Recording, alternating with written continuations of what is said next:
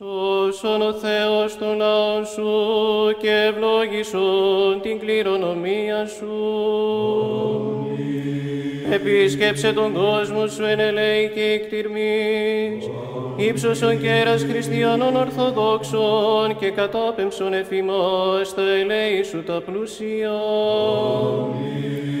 Πρεσβείες της Παναχράντου Δεσποίνης ημών Θεοτόκου και Αϊπαρθένου Μαρίας, δυνάμει του Τιμίου και Ζωπίου Σταυρού, προστασίες των Τιμίων επουρανίων δυνάμεων ασωμάτων, οικεσίες του Τιμίου ενδόξου προφήτου προδρόμου και βαπτιστού Ιωάννου, των Αγίων ενδόξων και πανεφήμων Αποστόλων, της Αγίας ενδόξου Μυροφόρου και εις Αποστόλου Μαρίας της Μαγδαληνής, των Αγίων ενδόξων και καλλινίκων μαρτύρων, των Οσίων και Θεοφόρων πατέρων ημών, του Οσίου και Θεοφόρου πατρός ημών Σίμωνος του Μυροβλήτου, του κεκτήτορος της Αγίας Μονής ταύτης, των Αγίων και δικαίων Θεοπατώρων Ιωακήμ και Άνης και πάντων σου των Αγίων.